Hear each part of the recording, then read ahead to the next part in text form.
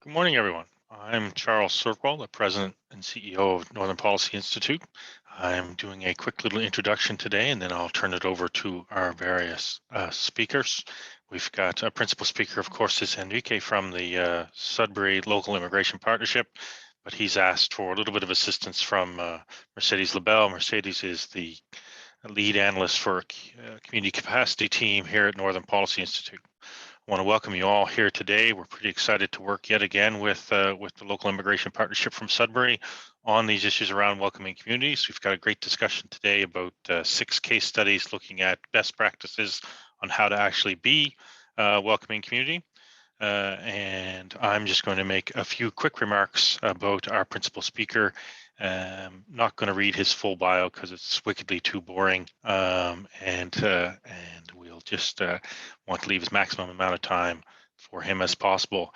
Enrique, of course, for those who know him, is a proud Sudburian, a great advocate for the North, and an example of the type of people that we hope to see come and work and live and raise a family here in our regions. Enrique actually graduated with a Bachelor's of Commerce from Laurentian University back in 2018. He's now pursuing his Master's in Business Admin. But more importantly, he joined the Greater Sudbury team in 2018 as Immigration Development Officer and is currently the lead for the Local Immigration Partnership. You may notice that he looks a little tired today. He's a new-ish dad. His little one turns 14 months today, I'm told. It's my first chance to say hello to him since the babe was born. So I just wanted to kind of finish with that note. And now I'll turn the floor over to Enrique. Thank you very much, Charles. I appreciate it. Well, I just want to say thank you for the opportunity to be here today. We have been working with the Northern Policy Institute for a very long time, and we couldn't do the work that we do without them. As Charles mentioned, today we are going to be discussing the Welcoming Communities webinar, specifically anti-racism and discrimination initiatives for an inclusive Northern Ontario. Of course, this was in partnership with the Northern Policy Institute, having the city of Greater Sudbury in mind.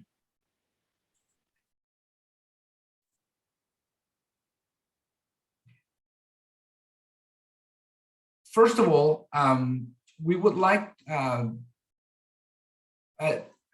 going to be doing our land acknowledgement. NPI and the Sudbury Local Immigration Partnership would like to acknowledge the First Peoples of whose traditional territories we live and work. We are grateful for the opportunity to have our offices located on these lands and thank all the generations of people who have taken care of these lands. Each community is home to many diverse First Nations, Inuit, and Métis people. We recognize and appreciate the historic connection that Indigenous peoples have to these territories.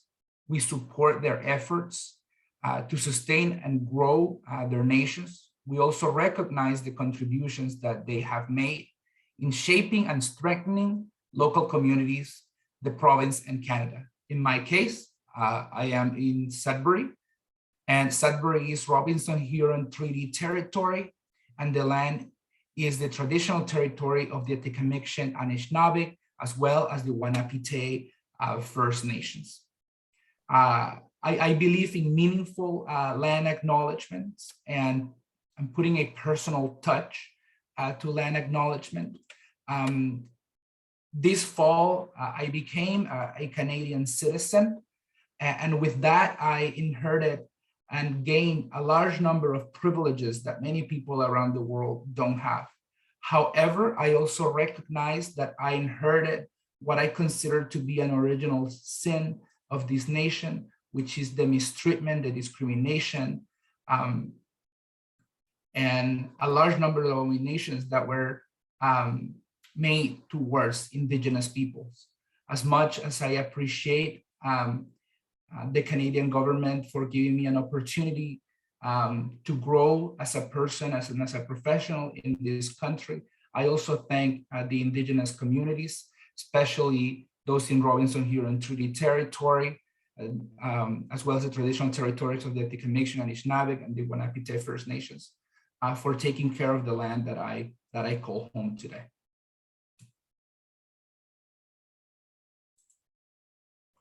I'm going to pass it on to Mercedes to talk a little bit about the Northern Policy Institute. Thank you. Thank you for that, Enrique. Briefly, Northern Ontario, Northern Policy Institute is Northern Ontario's independent think tank, meaning we perform research, collect evidence, and disseminate data. We're independent, nonpartisan, evidence-based, and with operations in Thunder Bay, Sudbury, and Kirkland Lake, it means we're in and for the North. We work to provide evidence-based solutions to sustain and grow the regions of Northern Ontario. So one of the ways we do this is through our Northern Analyst Collective program. This paper series specifically that Enrique is talking about today, addressing the cuts left behind, was done under the Northern Analyst Collective as a partnership between Northern Policy Institute and the Sudbury Local Immigration Partnership. The purpose of this collective is to ensure small municipalities, local charities, local immigration partnerships, and so on, can access high-end skills at an affordable price. So we do this by merging our collective resources to promote data-driven decision-making. Some deliverables we've produced under the Northern Analyst Collective include research reports, infographics, survey analysis, and the like. Now I'll hand it back over to Enrique to tell you about the Sudbury Local Immigration Partnership and continue with the rest of the presentation. Thank you, Mercedes. So about the Sudbury Local Immigration Partnership. The Sudbury Local Immigration Partnership has been around since 2010, but we revamped a lot of its work in 2018. It focuses on the development of different initiatives to ensure that Greater Sudbury continues to be a welcoming community for newcomers of all walks of life. And what type of initiatives are those? Well, one of them is research. We believe that we need to partner with those that know how to do research properly in Northern Ontario. That's why we're here today with the Northern Policy Institute. We are doing a large number of focus groups and outreach to local newcomer communities to discuss their needs, the gaps that exist in the community. We're also working directly with all of these stakeholders that are part of the immigration continuum, as well as those organizations that are seeing a shift in their demographics to better support them in allowing newcomers to access proper services. The Sudbury Local Immigration Partnership fosters an inclusive, engaging, and collaborative environment with local stakeholders to identify issues, share solutions, build capacity, and preserve collective memory for the purpose of ensuring the attraction, settlement, inclusion, and retention of newcomers in the city of Greater Sudbury. And the word retention is key here. That is the job, one of the main objectives of the Sudbury Local Immigration Partnership. We have a large number of stakeholders that are doing an amazing work, attracting folks to the community on what we call in immigration a temporary status, those being international students, foreign workers, their families come with them. But we are doing one of the toughest jobs, which is ensuring that they stay in the community, that they become Sudburyans, that they see this community as their home, that they are able to flourish and prosper in their community, and they could have more generations of people staying in our community. And a lot of people might ask, why? Why is this important? Not just the attraction, but retention. Well, we're going to talk a little bit about the reality of Sudbury based on the 2016 census, which have shifted dramatically in terms of immigration. But for today's purpose, let's just talk about those numbers. The total population of Sudbury is around, by then was 161,645 people. Indigenous populations represented 15,055 people, 9.5% of the population. Sudbury also has the higher share of population that identify as Indigenous people compared to the national average of 4.9%. French speakers is 5% higher than the national average. We're talking about 25.6% of the population. Immigrants are around 5.7% of the population, with almost 10,000. Though, again, these are 2016 numbers. We're really looking forward to see what we come to with this new census. Non-permanent residents, 710. I think that all of us in the Sudbury Local Immigration Partnership and the Northern Policy Institute know that this number has skyrocketed since then. We have seen a large number of international students and foreign workers making Sudbury their home and contributing to our local economy. So we're really looking forward to see those numbers.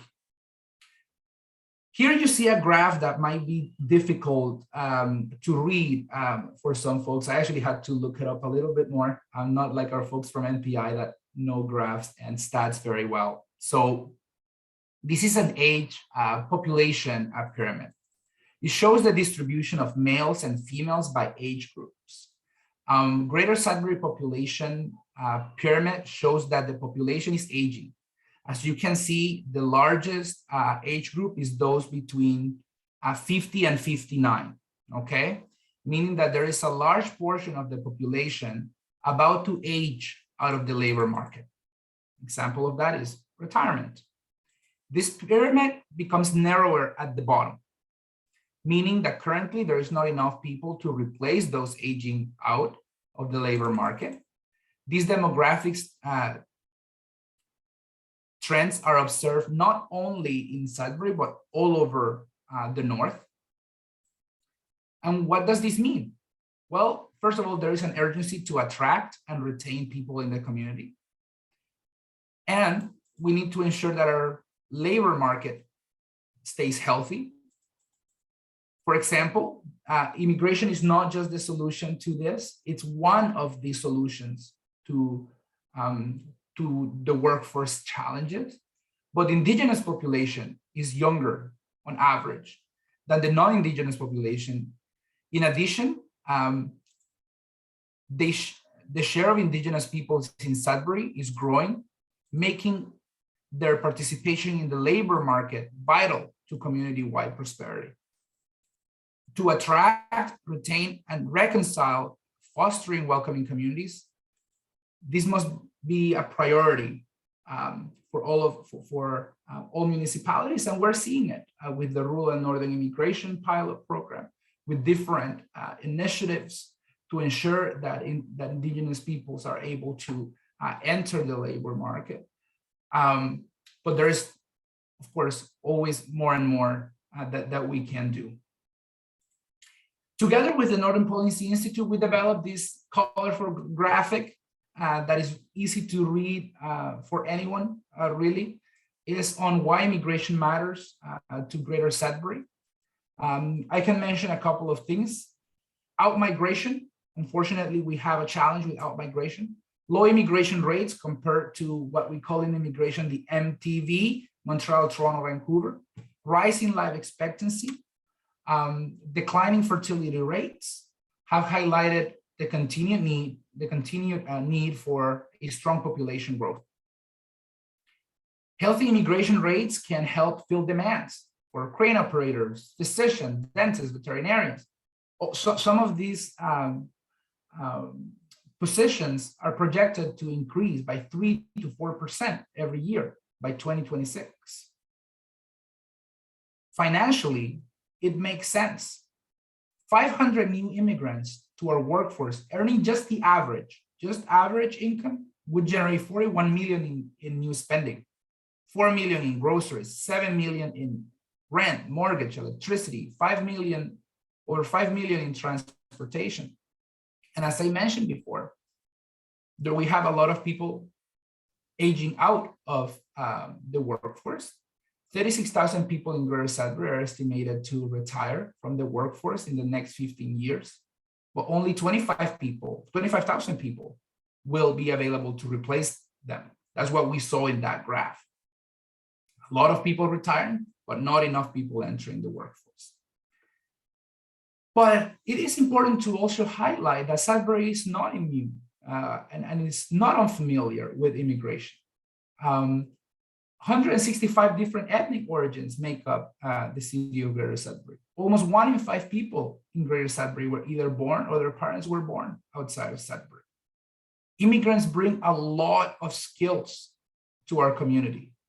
And that's a stock of collective skills, knowledge, and abilities compared to Canada as a whole. That puts us in a great spot. It opens up Sudbury to such an interconnected world. This has a positive effect on economic growth. And of course, diversity is not just a thing that we say to look good. Through diversity, our community can continue to draw on a large range of skills and experiences to help solve issues. That is one of the most important parts of diversity. We have a lot of people with different backgrounds, with different experiences coming to our community to help out.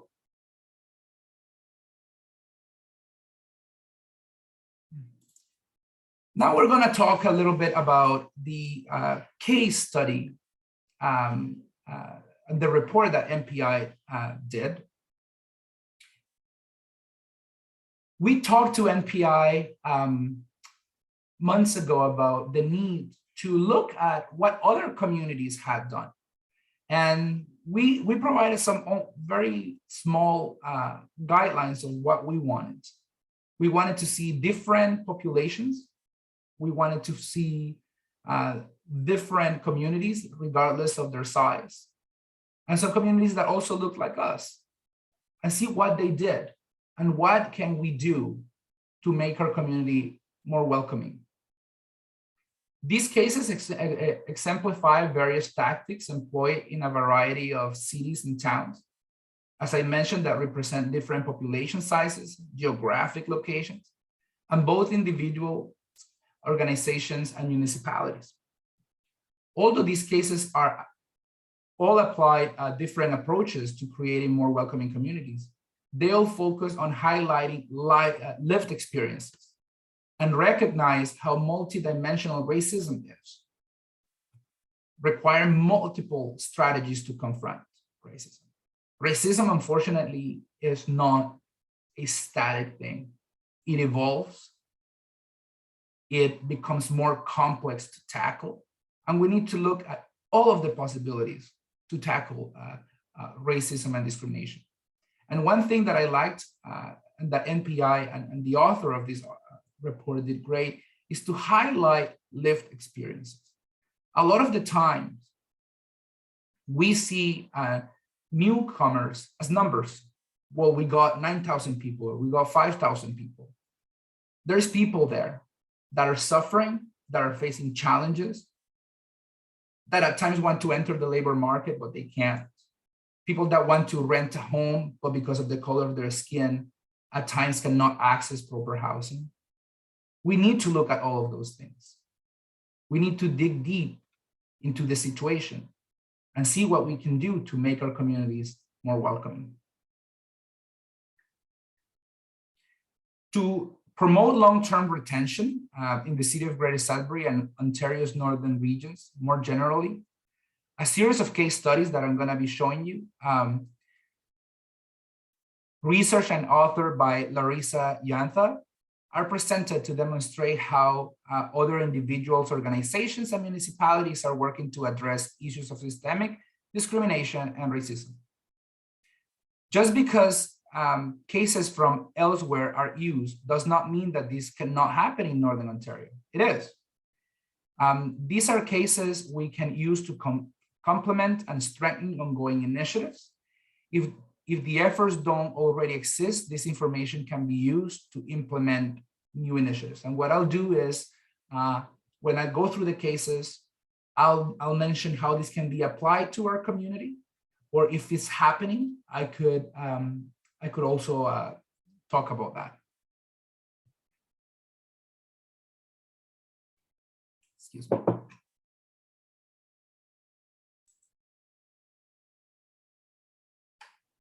The first case comes from Brent at the Lyndhurst Art Gallery. In Brent, it only took one art curator, Srimoye Mitra, to organize an exhibition where 8 artists from Indigenous and South Asian backgrounds were invited to create art based on their experiences of racism, loss, identity, and displacement. Mitra says that the process for reconciliation must account for the multicultural reality of current Canadian society. And I'll explain that a little bit later on. Avoiding the facts of recent immigration and the mingling between 3 demographics, European settlers, Indigenous peoples, and recent immigrants, who are also considered settlers, minimizes the responsibility that all non-Indigenous peoples in Canada should have over historic and ongoing racism against Indigenous peoples. This art exhibit created spaces for unorganized dialogue between unique demographics. What I noticed when I came to Canada in 2010, and there was an apology, if I'm not mistaken, in 2015 to Indigenous peoples for all the acts committed in the past. I found it shameful that it took that long, but I was new to Canada. I was not very aware of the situation. But when then researching a little bit more, I realized that the apology and the process of healing truth and reconciliation seemed to happen between original European settlers and the Indigenous people. If you look and do some research, you'll realize that the population increase of Canada is mostly happening due to immigration. If newcomers are not part of this process, we are missing a big part of this process. It is our responsibility to ensure that newcomers are aware of the historic background of Canada. This exhibit, Crossing Lines, was an intercultural dialogue and explores how Indigenous peoples and newcomers coexist and experience racism together. The exhibit's goal was to mount an exhibition that demonstrated the common themes and experiences of both groups, hoping that the attendees would learn something from these shared hardships represented in our pieces. In this sharing of art and dialogue, it was found that both demographics often experienced mislabeling and had similar experiences and histories of marginalization and colonization. This is very interesting for the city of Greater Sudbury. We know the importance of our Indigenous, of the Indigenous communities in Greater Sudbury. And with that said, we have started some conversations with members of the Indigenous communities. We understand, and the Sudbury Local Immigration Partnership as a project would like to develop strong and meaningful relationships with Indigenous communities. And these are not relationships that are developed or fostered in a day or two. It takes months, it takes years to develop meaningful and strong relationships. And we acknowledge that. Me and my team have been working on becoming more educated and trained prior to starting dialogue, because we want to make sure that these relationships are extremely long-lasting, that this is something that we're not doing because we want to check mark a task, because we understand that fighting racism and discrimination and ensuring that newcomers stay in our community start with a meaningful, and I always use meaningful dialogue and a strong relationship with the first peoples of these lands. Lands that were taken away, people that experienced marginalization and displacement for hundreds of years, and that have shown resilience despite all of these atrocities that they faced. That's why we want to be respectful. We want to be knowledgeable.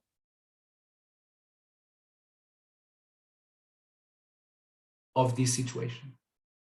And we're slowly having some of these conversations. Extremely overdue for the Local Immigration Partnership. I recognize that, but it's something that we want to be better at. There is not a, as somebody used to say, there is not a wrong time to start doing something good. That's my vision. I'll go through another case. It's from the city of Saskatoon called I Am the Bridge campaign. The city of Saskatoon created a public awareness campaign to spread awareness about racism in the community. Case studies is an example of municipality along with community level organizations undertaking an initiative to inform and work to mitigate experiences of racism. It was intended to help residents better understand their role in contributing to or eliminating racism. It raised awareness of how pervasive racism is in their community and inspire people to be the bridge in changing the racism landscape of the city. This eventually led to the creation of a welcoming space and the transformation of individual knowledge generated by the original campaign into outward community participation and acceptance. One of the important things here is that the city of Saskatoon recognized racism. And when we recognize and when we acknowledge, then is that we're able to move forward. Without recognition, it's near to impossible to start doing something. So the city of Saskatoon recognized that racism could take many forms, and combating it required conversations to confront the misconceptions that locals have towards newcomers. And of course, Indigenous peoples. But for our focus at the Local Immigration Partnership, we sometimes only talk about newcomers, and that shall not be the case. We shall speak first about the Indigenous peoples and recognize who were the first ones that experienced racism and discrimination, and what can we learn from that experience. In 2016, the city invited residents to submit videos in which they talked about their personal experiences with racism in the community and how they proposed the city and its residents to eliminate it. In 2019, the city of Saskatoon undertook construction to transform a pathway under a bridge into a place where people could gather and celebrate culture and difference through music, film, art, and conversations. Sudbury has a large number of projects happening with libraries. For example, easily can be duplicated. I am not saying that the city of Saskatoon eliminated racism or that it doesn't exist. But this is a great example of something that can happen in the community, and we are working on a daily basis with our municipality on better ways to address this situation. We are located within the municipality, which provides us great access and communication to our political leaders. And there is a strong willingness to ensure that we combat racism and discrimination. Great work from the city of Saskatoon on this. Currently, the Local Immigration Partnership, I can't say much because it's not out yet, but we are working on a campaign to highlight not just the importance of immigration, but the lives of newcomers in the community and what they have contributed to our community. A lot of the time, people are concerned about immigration, and especially in our community. A lot of people are concerned with immigration, but they have not met an immigrant, have not entered their home. This campaign would allow us, or will allow us to do that. We're really hoping that in the next few weeks, this will be out. And it's similar to the work that the city of Saskatoon has done. And I'm really proud of us and our team and our leadership level for the development of this campaign.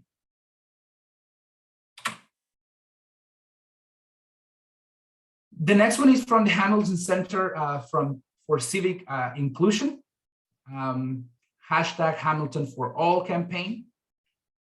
It's a social media initiative aimed to address misconceptions and stereotypes, drawing attention to similarities while still celebrating differences.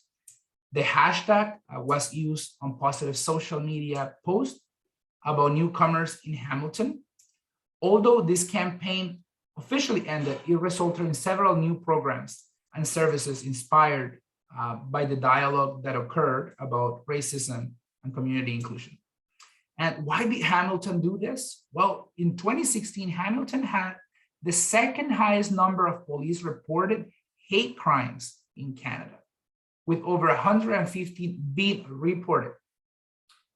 An organization like such as this Hamilton Center for Civic Inclusion created the campaign in collaboration with other community levels organizations to demonstrate what it means to be an inclusive resident for the city. It was based on other campaigns, notably Toronto for All and Ajax for All. Although hate crimes are still an issue in that city, they have decreased, and in 2019, there were 84 police reported hate crimes. Though it is important to notice that a large number of hate crimes are often underreported, and work is needed to continue lowering those numbers. Even one hate crime, even one act of racism, even one act of discrimination in our community is way too many. And that's our vision. And they happen every day, not just here, but all over Canada. And we need to continue to fight against this. For the city of Greater Sudbury, we are working together with a large number of organizations on the development of a tool to support victims of racism and discrimination through allyship. And to be an ally, a lot of the time, you need to have some privilege. How could you use your privilege? Because a lot of the time, we focus on the person that committed the hate crime. Who is that person? Why did he do it? While we lose focus on the person that was attacked and a person that could leave the community because they might not feel safe, because they might not feel welcome. So that's part of our job. How can we use allyship to hold somebody's hand and say, you are not alone. I'm here with you. Do you know that you could report this to the police and not leave it as it is? That there is systems and laws and procedures that can help you. That there is mental health services for people that have suffered from a hate crime. We're working together with different organizations on something like that, and we hope to deliver it this year.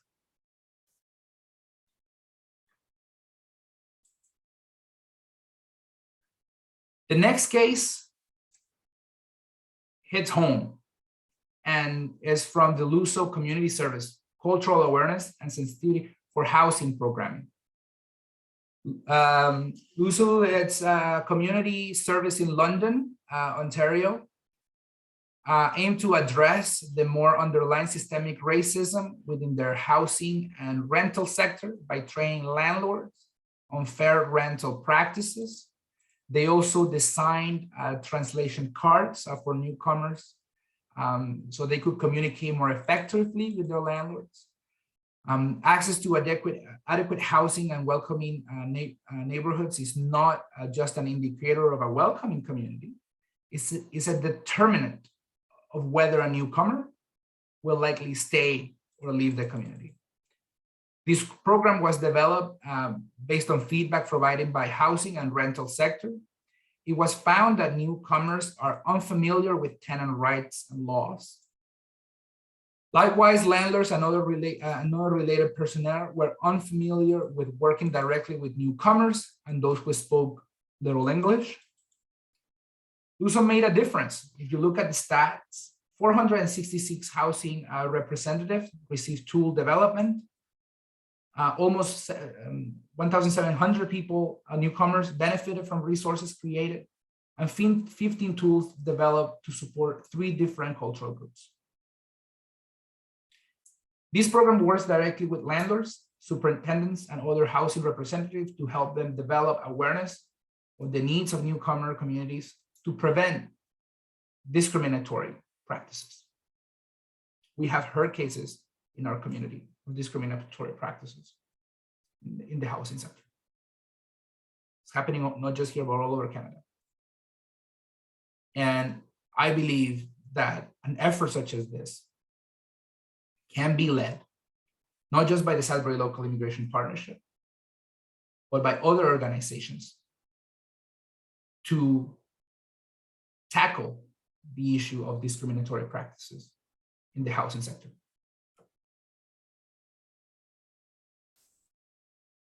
Being aware of the time.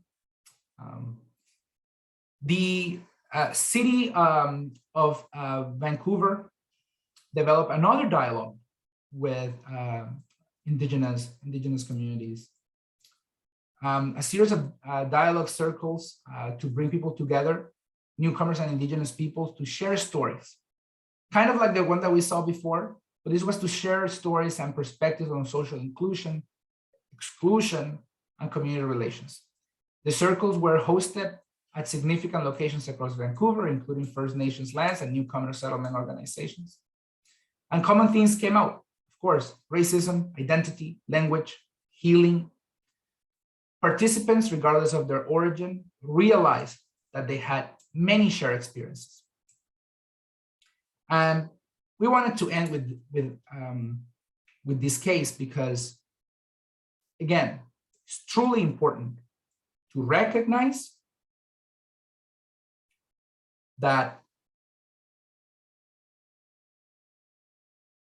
we need to be able to have a dialogue and strong, meaningful, yet again, meaningful relationships with the first peoples of this land that we are on. Recognition,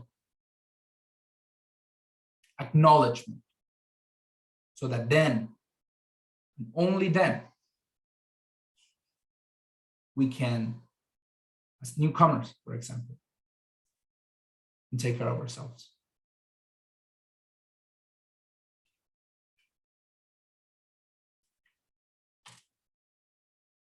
We're going to go through some key findings, and I'll be quick on this because I want to hear from everybody. The first thing is that individuals, community organizations, or services and municipalities can organize successful anti-racism initiatives. We're doing it. We want to do more. And it's something that is very applicable to our community. And they have to be accompanied by large institutional change. Dialogue needs to be made a priority in anti-racism programming and initiatives. Dialogue, whether structured or not, help participants overcome confusion and negativity feelings towards one another.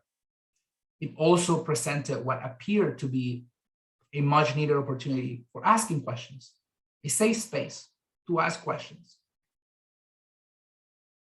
Another key finding, instances of racism need to be dealt with and victims supported. Municipalities can promote the values of anti-racism and anti-discrimination in their communities by promptly and actively responding to different incidents. As we said, one is too many. Newcomer retention and reconciliation efforts need to occur side by side. I mentioned that many times during this presentation. By recognizing the unique benefits of participation from newcomers and existing diverse communities, cities looking to improve welcoming efforts will do so in a more effective manner, thereby minimizing systemic racism against Indigenous peoples and all those who identify as marginalized. The experiences of Indigenous peoples vary from that of racialized communities, and thus feedback and active participation from both groups is necessary. Another key finding, anti-racism policies and programs need to be continuously developed and reviewed with participation of Indigenous communities and those who identify as marginalized, and must be accompanied by large institutional change. So what's next? These cases can be used to steer the direction of Greater Sudbury and Northern Ontario communities. We're working strongly with leadership, municipal leadership on this. These best practices can be used to complement and strengthen ongoing initiatives. Of course, these initiatives must be coupled with other efforts at the community, provincial, and federal levels, channels that we have developed through the Local Immigration Partnership and the help of our the president of the Sudbury Local Immigration Partnership, Leila Ravi. Thank you. Merci, Miwech. Looking forward to your questions. I'll pass it on to Mercedes now. Thanks, Enrique, for a great presentation. So I just wanted to go to the next slide quickly to talk about Measurement Month. Yeah, so in order to gauge the success of welcoming communities and the initiatives related to them, we must first establish a baseline of where we're currently at and how we're doing, so we can see how far we've come tomorrow. So Measurement Month is an effort to leverage our individual resources to collect comparable, consistent data via surveys to inform decision-making at the local, regional, provincial, and national level. So by working together, we can maximize the opportunities that every voice will be heard. This Measurement Month focuses on racism, reconciliation, and welcoming. And there are 5 surveys currently in the field. All of you living in Northern Ontario can take at least 2 of them. So the individual survey looks at experiences in your community. The experience with racism in the community survey looks at incidents of racism in the community. We also have a survey for employers looking at their capacity to hire and welcome immigrants in diverse groups, as well as a service provider capacity, looking at, if you're a service provider, what services are people seeking? Do they have enough capacity to offer these services? And we're finally looking at an exit survey. So if you know anyone that used to live in a Northern Ontario community and then out-migrated, even if they stayed within Northern Ontario. We just want to know what caused them to leave their community. So I'll put the links to these surveys into the chat box. And if you can, please share with your networks. It's really important to up the response rate and have sufficient data to do analysis. And if you're interested in the initiative, you can visit the website that we have on the screen. I'll put it on the box as well, or you can email me with any questions. So I'll hand it back over to Charles and Enrique for the question and answer. Would you like me to stop sharing this screen, Mercedes? Yep, that's fine.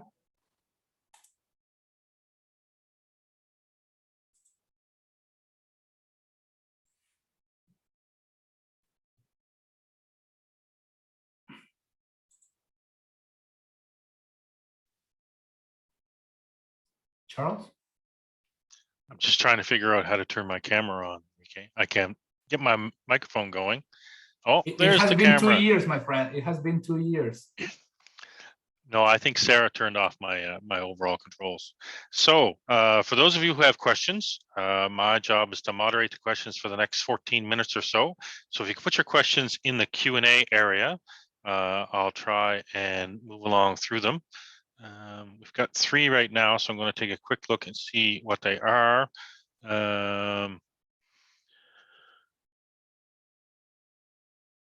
So one of the questions is, and I think this is an important kind of observation to make, even though it was, is that discussions of these types of things, these experiences with racism, can be triggering for the folks who've experienced it firsthand, and largely for the communities who have to hear the experience, but also the community that identify with them, identity-based trauma, that kind of thing.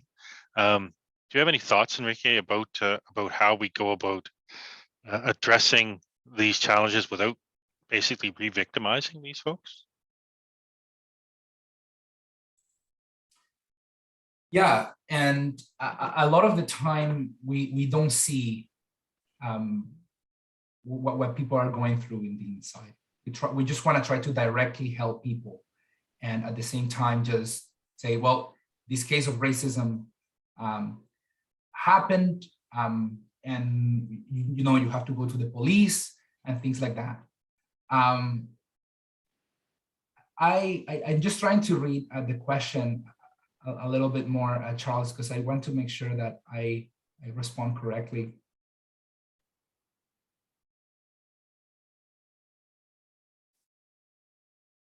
And experiences of racism can be very, very triggering. That's why I believe that we need to avoid, we need to try to develop safe spaces for these people to gather and communicate.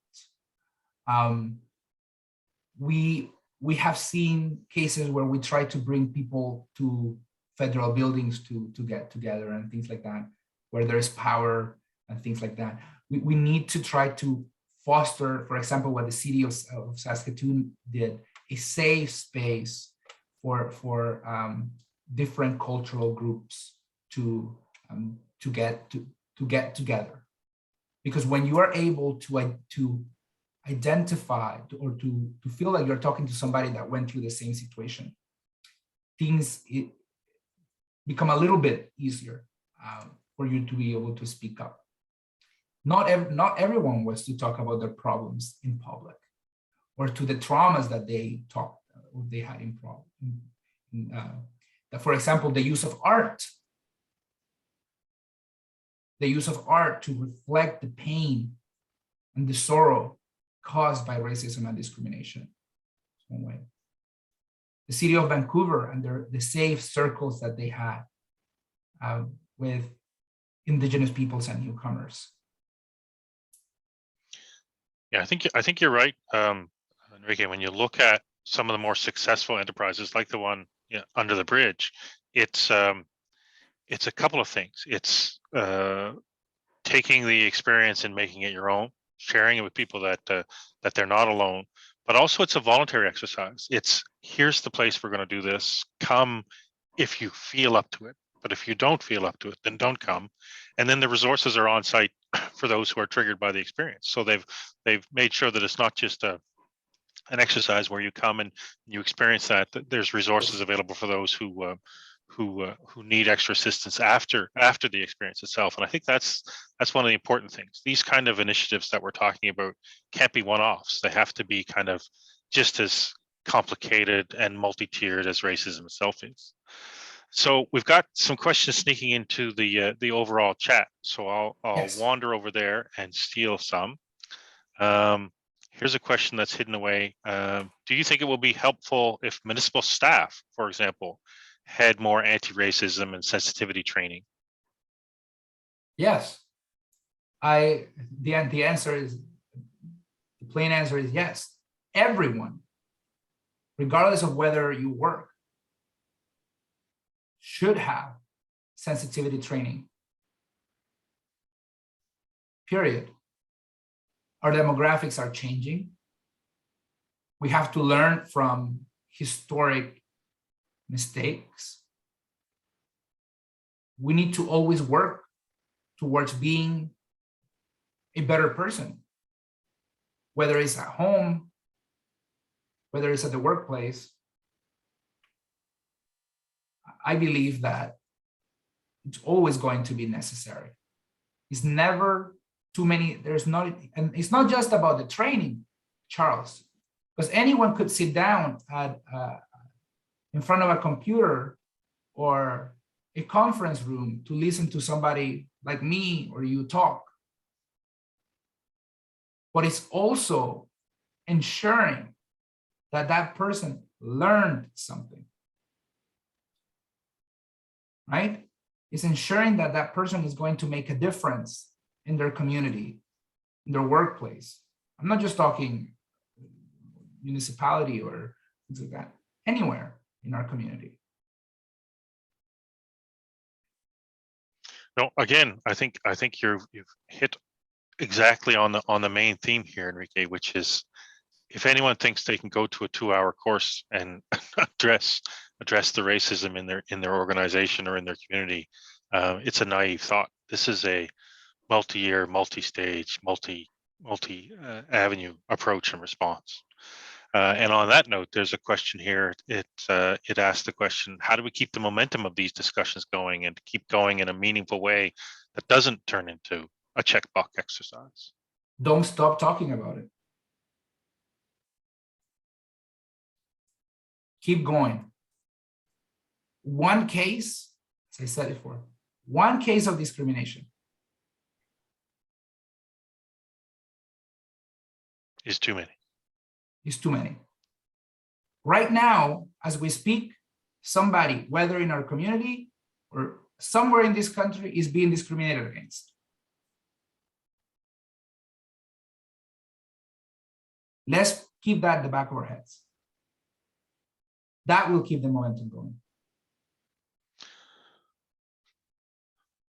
So on the momentum question, and it's a question we get a lot in Northern Ontario because we are regions made up of many very small communities. And so one of the questions we have that I saw here is, how can these types of efforts or these case studies be replicated in those small municipalities, some of which don't necessarily have the resources to respond, or as this question says, that have yet to experience immigration in a big way?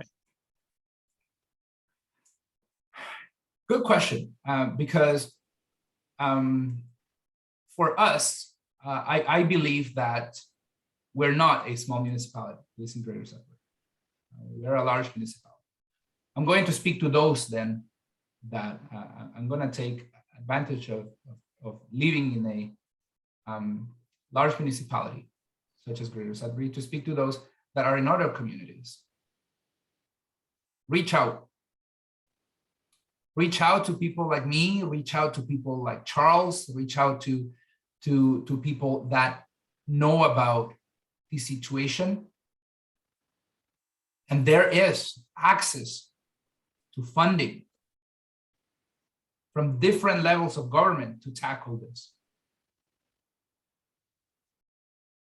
I know that it's hard, especially for people that have never experienced high levels of immigration whatsoever. Small communities that don't have a university with international students. I get that. It might not be seen as a problem. But when you look at your statistics, when you look at the new census and see your population decline, that's a big issue. How am I engaging how's my relationship with the indigenous communities that has such a flourishing, increased number of youth that because of racism and discrimination have not been given access to flourish in our communities? As we said, as we heard, I was reading the comments, a large number of indigenous populations are urban. What are we doing? Same thing with immigration. We need to foster a welcoming environment, especially for those smaller communities. We need to foster a welcoming environment first with those that have been discriminated there first, so that then you can open the gates to other folks. It's like when you're going to have people over for dinner, you have to clean up the house. You have to organize things. And then you let your guests in.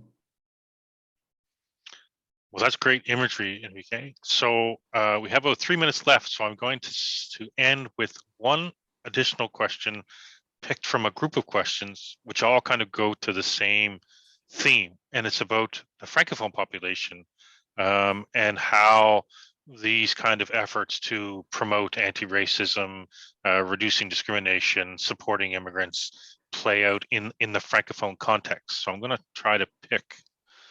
They're all so good. Is that from I think Lena? Yes.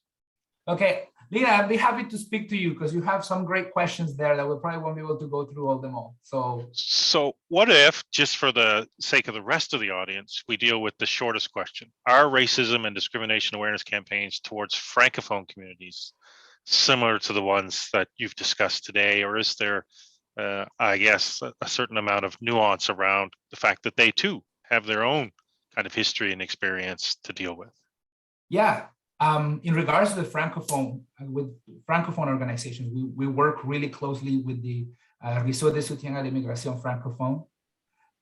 We know that they have data, that they have the abilities, that they have the duty to support francophone organizations. Instead of duplicating efforts, we work really closely with them, with the Centre de Santé Communautaire, with Boreal Settlement. Boreal Settlement Services. A large number of newcomers that come to Sudbury are francophone, and they suffer racism and discrimination because of the language that they speak. Whether it's trying to find a job because they only have a limited amount of English to access employment. That is discrimination within itself. We know that the francophone population in Sudbury is also being affected by increasing mortality rates. We need to find more meaningful ways to support francophone. The francophone community in regards to racism and discrimination.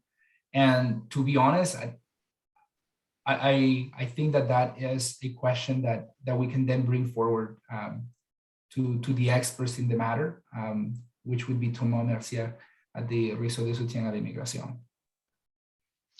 Great. Well, I want to thank you again, Enrique, for this great talk and for the invitation to MPI to partner on this exploration. I think it's an important discussion, and certainly will continue as we have these last number of years in partnership with the LIPS and Tama at the RIF and everybody across the north to continue these conversations and push them forward.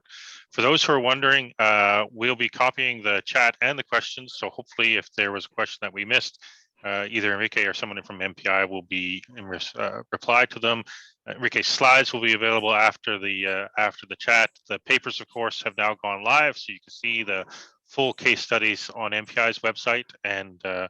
And of course, this session itself was recorded and will be available on MPI's website, and I'm assuming shared in some way, shape, or form by either the Sudbury Local Partnership or one of its host organizations over there at the City of Sudbury.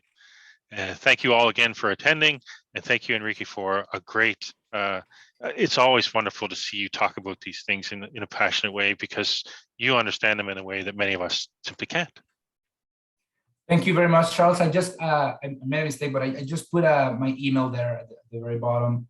If somebody would like to follow up with me or meet with me, I'm open to many more discussions. Okay, take care, everybody. Have a great day. Thank you. Merci. Miigwech.